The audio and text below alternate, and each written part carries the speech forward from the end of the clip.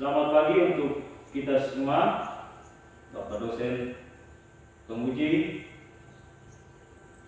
Saya akan memperkenalkan diri. Nama saya Heribertus Oron, peserta PPG tahun 2020, angkatan ketiga. Hari ini saya akan melakukan praktik pembelajaran UKIM dalam situasi dan keadaan di kabupaten saya, di Kabupaten Lembata, dengan erupsi Gunung Ilelewotolo. Maka hari ini pembelajaran yang saya lakukan adalah pembelajaran imajiner.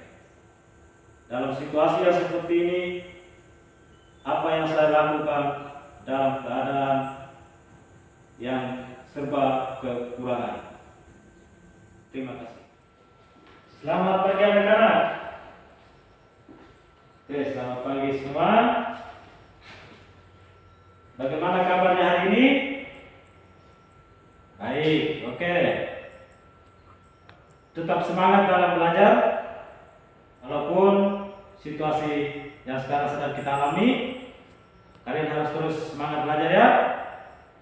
Oke, kita cek kehadiran dulu. Lucia Baros Tiabage, Mardian, ada semua? Ya, baik. Sebelum kita memulai kegiatan pembelajaran kita pagi ini, mari kita dahului dengan doa untuk mengucapkan syukur atas segala rahmat yang diberikan Tuhan kepada kita. Siapa yang mau berdoa? Yang kalis, pimpin doa untuk memulai kegiatan pembelajaran pagi ini. Dalam nama Bapa dan Putra dan Roh Kudus. Amin. Dalam nama Bapa dan Putra dan Roh Kudus. Amin. Terima kasih kalis. Oke, baik. Kita hari ini walaupun dalam keadaan masih dilanda dengan COVID, sekarang kita masih ditambah lagi dengan bencana erupsi Gunung Ilelewotolo, tapi semangat dalam belajar harus tetap terjaga. Ya ya? Baik. Hari ini kita akan belajar udara bersih bagi kesehatan. Subtema pentingnya udara bersih bagi kesehatan, pembelajaran 5.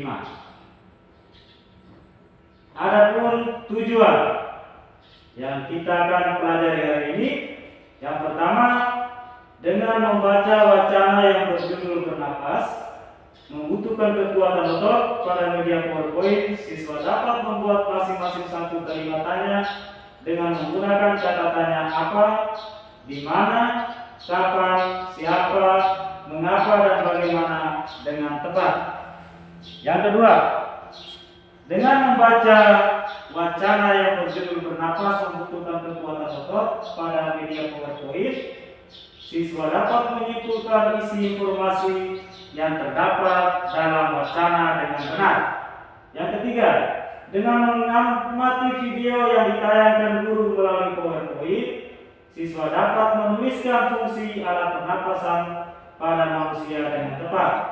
Yang keempat, dengan melakukan eksperimen, siswa dapat menunjukkan fungsi bagian organ pernapasan manusia dengan benar. Yang kelima, dengan menyimak video yang berisi lagu bunga yang berisi notasi angka melalui tayangan PowerPoint, siswa dapat menuliskan ciri-ciri lagu bertanda nada diatonik minor dengan tepat. 6. Dengan menyimak video yang berisi lagu bunga yang berisi notasi angka melalui tayangan PowerPoint, siswa dapat menyanyikan lagu bunga sesuai iringan musik pada video tersebut dengan tepat. Baik, anak-anak, semangat? Ya, tetap semangat dalam belajar. Oke. Apa penyakit yang sekarang sedang melanda dunia. Kita di sini di Lembata bahkan di seluruh dunia. Iya, penyakit virus corona ada di seluruh dunia. Siapa yang tahu apa penyebab dari virus tersebut? Ya, penyebab dari virus tersebut itu dia sering menyerang pada alat pernapasan pada manusia. Dia menyerang pada alat pernapasan pada manusia. Sekarang berkaitan dengan alat pernapasan apa yang biasa diserang oleh virus tersebut? Yang kita Tiara, ya hidung, kalis, ya paru-paru. Betul, kita tepuk tangan dulu. Oke. Nah, makanya kita disuruh oleh pemerintah bagian kesehatan itu tujuannya untuk melindungi kita punya bagian alat pernapasan supaya jangan terserang virus corona. Nah, untuk lebih jelasnya, hari ini Pak Guru akan tampilkan sebuah bacaan yang ada di papan. Terus kamu semua diharapkan membaca teks tersebut, dan setelah kita membaca, sebentar akan Pak Guru akan menyuruh kalian untuk membuat kalimat dengan menggunakan kata tanya apa, di mana, kapan, siapa, mengapa, dan dari mana. Bisa? Ya, baik. Oke. Bernapas membutuhkan kekuatan otot. Bernapas adalah kegiatan menghirup oksigen ke dalam tubuh dan membuang karbon dioksida dari dalam tubuh. Kegiatan bernapas membutuhkan kekuatan otot. Otot pernapasan utama adalah diafragma. Diafragma terdapat di dalam tubuh di bagian bawah rongga dada. Diafragma terbentuk seperti kubah. Saat kita menghirup udara, otot-otot tulang rusuk mengangkat tulang rusuk kita sehingga paru-paru akan membesar. Paru terus lagi ke ukurannya yang lebih kecil dan menghembuskan udara penguap berisi karbon dioksida. Setelah kita membaca bersama tadi, nah sekarang tugas kalian membuat kalimat tanya dengan menggunakan kata tanya. Apa? Kata tanya, ya di mana? Kata tanya apa lagi? Bagaimana? Kata tanya, siapa? Ya. Bisa? Oke, terima kasih. Nah sekarang Pak Guru akan membagikan file tentang bagaimana kita harus membuat kalimat tanya tersebut. Jadi anak-anak harus bisa membuat kalimat tanya sesuai dengan tabel yang ada di dalam. Nah, sekarang Pak Guru akan memperkuat kembali tentang bernapas membutuhkan kekuatan otot. Jadi bernapas itu adalah kegiatan menghirup oksigen ke dalam tubuh dan membuang karbon dioksida dari dalam tubuh. Sehingga tadi ada pertanyaan teman tadi, itu letaknya adalah di diafragma. Terus teman tadi dia membuat kalimat tanya lagi tentang bagaimana proses pernapasan itu terjadi. Proses pernapasan itu terjadi saat kita menghirup udara, diafragma akan berkontraksi menjadi lebih datar. Jadi saat itu paru-paru kita akan membesar untuk dapat menampung udara yang kita hirup. Saat kita menghirup udara, maka otot-otot tulang rusuk mengangkat tulang rusuk kita sehingga paru-paru kita akan membesar. Mari kita tepuk tangan untuk teman-teman yang sudah mempresentasikan hasil kerjanya. Baik, untuk memperkuat tentang pernapasan sesuai dengan bacaan tadi, maka sekarang kalian bisa buat video tentang proses pernapasan.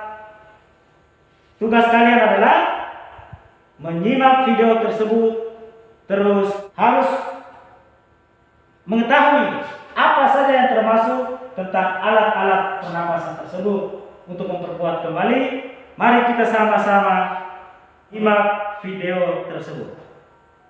Proses pernapasan pada manusia dinamakan dengan pernapasan. Oke, setelah kalian menonton video, kalian sudah membuat informasi dalam video tersebut, menjawab pertanyaannya. Sekarang kita maju ke langkah berikut. Kita akan melakukan eksperimen. Siapa yang bisa tahu apa itu arti dari eksperimen? Iya, Yohan. Betul. Tepuk tangan untuk Yohan. Eksperimen itu adalah percobaan. Nah, sekarang Pak Guru akan membagikan LKPD. Nanti ada tentang bagaimana cara atau proses dalam membuat eksperimennya. Kemarin Pak Guru sudah pesan kalian harus bawa tidak? Iya, bawa pipa Y. Atau kemarin Pak Guru ngomong suruh kalian bawa ballpoint yang sudah tidak pakai. Bawa tidak? Bawa Pak Guru. Baik. Plastisin. Oke, ada. Gunting. Ada. Oke. Balon. Ya. Nah, sekarang letakkan semua perlengkapanmu di atas meja. Nanti kita akan melakukan eksperimen tentang proses pernapasan yang sesuai dengan bacaan tadi, yang sesuai dengan video yang kita nonton. Sekarang kita mau membuktikan betulkah tidak itu. Setelah kita nonton, kita pulang ke rumah, kita bingung sendiri. Apa untuk kita melakukan eksperimen? Ya, kita semua diberikan kesempatan untuk tepuk tangan bersama. Oke, baik.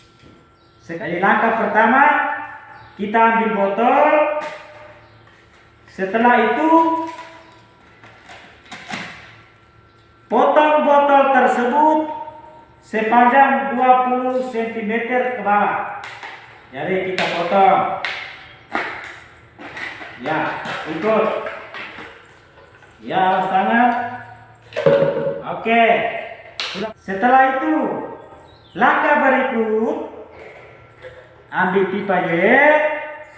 Nah, ini pipa Y. Setelah itu, ambil balon. Terus kita ikat ke dalam cabang ini. Dalam pipa Y tadi nanti ada cabangnya. Maka masukkan balon itu ke dalam cabang yang sebelahnya. Ikat yang kuat. Oke. Terus selanjutnya pipa Y ini nanti kita kasih masuk di dalam botol ini. Yang pertama kita harus lakukan adalah kita lubangkan dulu tutupan botol ini. Awas tangan, hati-hati ya. Ya, kita lubangkan. Sudah? Oke, sekarang perhatikan baik-baik. Masukkan balon yang sudah diikat dengan pipa Y ini, kita masukkan dari bawah lain. Setelah itu tutupan botol ini kita masukkan dari atas. Kancing dia rapat-rapat. Sudah. Nah, sekarang tutup pada bagian lubang yang berada di atas pipa Y di bagian botol tadi itu. Kita tutup lubang tersebut dengan menggunakan plastisin. Sudah.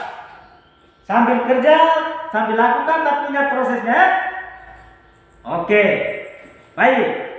Sekarang langkah berikutnya, sekarang potonglah balon ketiga. Nah, balon ketiga ini nanti harus kita potong dia. Hati-hati kita potong dengan menggunakan pisau. Nah, setelah itu kita langkah berikut kita buat bagaimana? Ya, dalam LKPD tersebut bagaimana? Ya, tutup balon itu di bagian dasar. Oke. Setelah kedua balon tadi kita sudah masukkan di dalam botol tersebut, maka langkah selanjutnya nanti kita akan tutup balon berikutnya itu di bagian dasar botol seperti yang terlihat pada contoh yang sekarang Pak Guru sementara pegang ini. Nah, nanti pada akhirnya dia akan modelnya seperti ini. Coba tetap semangat ya. Ada yang sudah? Oke, semuanya sudah. Nah, sekarang masing-masing coba pegang botol dengan balon yang telah kalian buat itu. Coba. Ya, sekarang perhatikan baik-baik. Sekarang Pak Guru tanya, dari ini kita mengulangi dari materi tentang bernapas tadi. Kita dengan dari proses bernapas tadi itu, sekarang kita sudah buat eksperimennya. Maka sekarang Pak Guru tanya, di bagian ujung pipa Y, di bagian di atas ini diumpamakan sebagai apa? Siapa yang bisa tahu?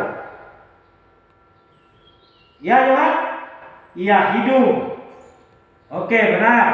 Hidung. Ini bagian hidung. Hidung pada posisi bagian di atas ini. Setelah itu, bagian ini yang dipanjang turun ke bawah. Coba. Siapa yang sudah kerja, yang sudah habis tadi itu, coba bisa jawab. Oke, itu adalah batang tenggorokan, betul. Batang tenggorokan. Setelah itu, yang di dalam bagian dalam botol, ada cabang kiri dan kanan. Siapa yang tahu? Iya, betul. Itu adalah cabang batang tenggorokan. Terus ada dua balon di dalam. Itu menandakan tentang apa? Ya? Oke, itu menandakan tentang paru-paru kiri dan paru-paru kanan. Tepuk tangan dulu. Ya, masih semangat? Oke, semangat. Nah, sekarang balon yang ada di bagian bawah, ini dia disebut sebagai apa? Iya, Mardia? Betul, dia sebagai diafragma. Terus botol ini sendiri? Iya, botol ini dia sendiri, dia sebagai bagian daripada rongga paru-parunya. Jadi di dalam paru-paru kita itu, kita tahu ada diafragmanya. Terus bagian daripada sistem pernapasan kita yang engkau sudah tahu tadi, ada ini namanya hidung, terus tenggorokan, terus bronkus. Coba batang tenggorokan? Iya, bronkiolus. Dua balon ini paru-paru kiri dan paru-paru kanan. Ini diafragma. Nah, sekarang kita mau coba. Apa yang akan terjadi? Coba, masing-masing pegang. Suruhannya sekarang lihat, pegang ujung balon bawah. Sekarang tarik. Lihat, perhatikan balon yang ada di dalam. lepas, tarik, lepas, tarik, lepas. Oke, senang tidak? Iya senang, tepuk tangan untuk kita semua. Nah, dari apa yang terjadi dalam LKPD? Siapa yang bisa menyimpulkan dari hasil yang dikerjakan? Coba, siapa? Mengulangi kembali atau membacakan hasil kesimpulan apa yang kita buat dari eksperimen yang kita lakukan tadi. Bisa? Baik, coba sekarang mulai. Jadi yang pertama, hidung, bagian dari alat pernapasan. Setelah hidung, udara itu akan masuk melewati tenggorokan. Di dalam tenggorokan itu nanti dia akan ada bronkusnya. Di situ bronkus akan dia melewati ada 2 cabang. Nanti di situ ada juga 2 balon tadi. Ada paru-paru kiri dan ada paru-paru kanan. Nah, setelah itu di bagian bawah dasar itu namanya diafragma.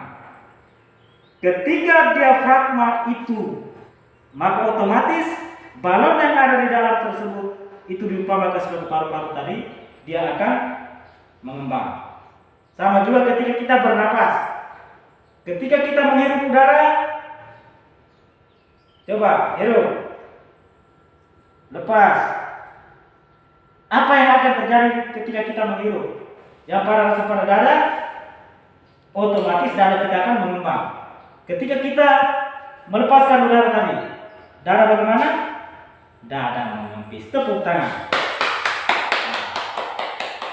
Untuk memperkuat kembali tentang hasil eksperimen tadi, dengan kesimpulannya, maka di sini kita akan lihat penekanan pada eksperimen, yaitu ada sebuah contoh tentang mekanisme pernapasan pada manusia.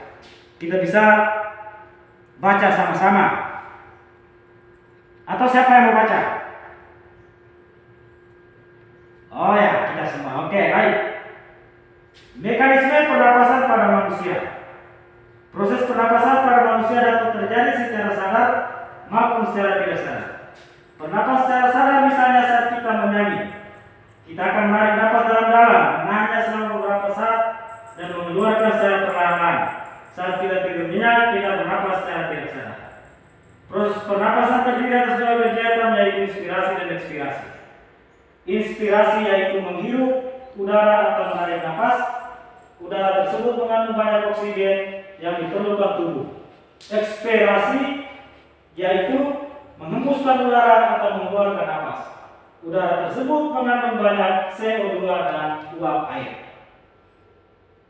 Aliran udara dari lingkungan ke paru-paru atau sebaliknya ditentukan oleh perubahan tekanan udara. Perubahan tekanan udara terjadi dalam rongga paru-paru, rongga dada, dan rongga perut. Perubahan tekanan terjadi karena adanya perubahan volume pada ketiga rongga tersebut. Perubahan volume ruangan tersebut diatur oleh otot-otot pernapasan. Otot-otot pernapasan terdiri atas otot antar tulang rusuk, otot diafragma, dan otot-otot dinding perut. Berdasarkan otot yang berperan aktif, pernapasan manusia dibedakan menjadi pernapasan dada dan pernapasan perut. Pernapasan dada disebut juga pernapasan tulang rusuk. Pernapasan dada terjadi karena gerakan otot-otot antar tulang rusuk. Apabila otot-otot antar tulang rusuk berkontraksi, tulang rusuk terangkat naik. Akibatnya volume rongga dada membesar sehingga tekanan rongga dada turun dan paru-paru mengembang. Pada saat pernapasan perut juga, pernapasan disebut juga sebagai pernapasan diafragma. Pernapasan perut terjadi karena adanya gerakan diafragma. Jika otot diafragma berkontraksi, diafragma yang semua melengkung ke atas bergerak turun menjadi agak rata. Akibatnya rongga dada membesar dan paru-paru mengembang sehingga perut mengembung. Tekanan udara di dalam paru-paru menjadi turun dan udara dari luar masuk ke paru-paru atau disebut inspirasi. Sementara itu peristiwa sebaliknya disebut dengan ekspirasi. Jadi pernapasan perut terjadi terutama pada saat kita tidur. Selama ini kamu sering bernyanyi toh? Iya, biasa bernyanyi. Nah, coba sekarang ketika kita tidur, apakah kita rasa bahwa kita ini sementara bernapas? Iya, memang benar. Ketika kita tidur, kita tidak rasa bahwa kita ini bernapas. Tapi apa yang kita sudah lakukan itu ketika kita bernapas itu pada saat kita posisi bernyanyi. Di situ nanti kita tahu. Nah, untuk membuktikannya, sekarang Pak Guru akan tampilkan sebuah lagu. Mau? Ya. Dengarkan baik-baik. Dengar instrumennya. Dengar instrumennya ya.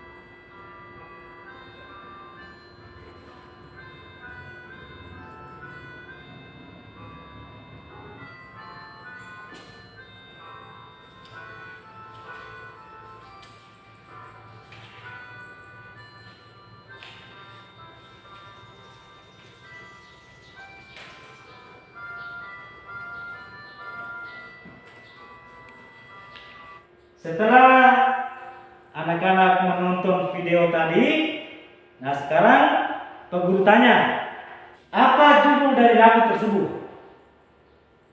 Iya, lagu tadi itu judulnya adalah Gugur Bunga. Pernah sering menyanyikan toh? Iya, betul. Jadi ciri-ciri lagu dari Gugur Bunga itu adalah lagu yang bertangga nada diatonis minor. Itu dalam video tadi. Itu ciri lagu itu diatonis minor. Nah, sekarang ketika engkau mendengarkan lagu tersebut, apakah menurut engkau lagu Gugur Bunga itu termasuk lagu yang bagaimana? Sedih. Oke, betul. Kita tepuk tangan dulu. Ya, sedih. Nah, terus lagu tadi dia bertempo lambat. Semangat atau tidak lagu tadi? Tidak semangat, betul. Tepuk tangan. Bersifatnya bersifat sedih. Dan ya, biasanya diawali dan juga diakhiri dengan nada la sama dengan na. Jadi ciri-ciri tangga nada diatonis minor, yang pertama bersifat sedih, yang kedua lebih sering bertempo lambat, yang ketiga kurang. Nah, sekarang Pak Guru akan tampilkan kembali lagu tersebut dan kita sama-sama bernyanyi. Mau?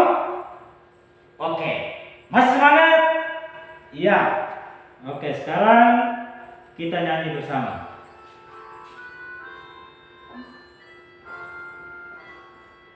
Telah gugur pahlawanku, apakah dia membela masa sejati.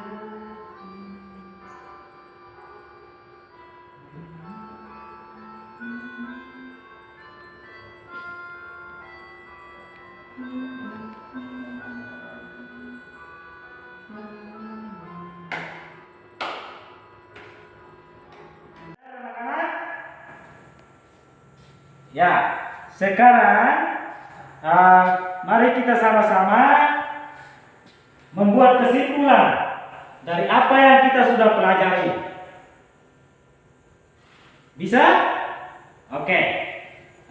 Langkah yang paling mudah dalam menggali sebuah informasi dari sebuah teks adalah dengan menggunakan berapa kata tanya? Iya, ada 6 kata tanya. Kata tanya yang kalian sudah kerjakan pada bagian pertama, itu misalnya kata tanya apa saja? Yang pertama, apa? Yang kedua, di mana? Kata tanya di mana dia menjelaskan tentang apa? Dia menjelaskan tentang tempat atau lokasi. Kalau kata tanya kapan? Menanyakan tentang waktu. Waktu ada pagi, ada sore. Ada lagi. Siapa? Ya betul. Kata tanya siapa? Menanyakan orang seperti nama. Kata tanya apa lagi? Kata tanya mengapa. Betul. Dia menanyakan alasan atau sebab timbulnya masalah. Dan yang terakhir adalah kata tanya bagaimana. Ya. Berikut di bagian yang berikutnya kita akan lihat kembali bersama apa yang kita sudah lakukan dalam percobaan tadi, eksperimen. Terus kita membaca. Di sini ada pada sederhana. Di situ ada inspirasi, betul. Inspirasi itu adalah apa? Menghirup udara. Tulang rusuk terangkat, volume darah membesar, tekanan udara dalam rongga dada lebih kecil daripada tekanan udara di luar tubuh, udara akan masuk ke paru-paru. Yang kedua, ya, ekspirasi. Itu menghembuskan udara. Tulang rusuk turun, volume rongga dada mengecil, tekanan udara dalam rongga dada lebih daripada tekanan udara di luar tubuh, sehingga di situ dia akan keluar dari paru-paru. Dari bagian itu kita sudah tahu bahwa inspirasi itu dia menghirup udara, sedangkan ekspirasi menghembus napas. Dari inspirasi ada otot diafragma berkontraksi, diafragma akan mendatar. Setelah itu volume rongga dada membesar, tekanan udara dalam rongga dada mengecil, terus udara akan masuk ke paru-paru. Ada ekspirasinya, otot diafragma berrelaksasi, diafragma akan cekung ke arah rongga dada, meningkat dan udara akan keluar ke paru-paru. Yang berikut tentang tangga nada diatonis minor. Salah satu tangga nada yang biasanya digunakan untuk lagu-lagu adalah tangga nada diatonis. Untuk tangga nada yang sering digunakan pada lagu yang kurang bersemangat, seperti yang lagu yang kita nyanyikan tadi. Dengan ciri-cirinya, yang pertama, ia bersifat sedih. Yang kedua, lebih sering bertempo lambat. Yang ketiga, kurang bersemangat. Yang keempat, biasanya dan diawali dan juga diakhiri dengan nada la sama dengan a. Tepuk tangan untuk kita semua. Masih semangat? Masih? Oke. Sekarang karena kalian sudah belajar yang pertama mulai dari membuat kata tanya, yang kedua tentang engkau lakukan eksperimen, yang ketiga tentang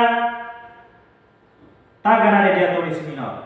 Nah, sekarang Pak Guru akan membagikan soal evaluasinya.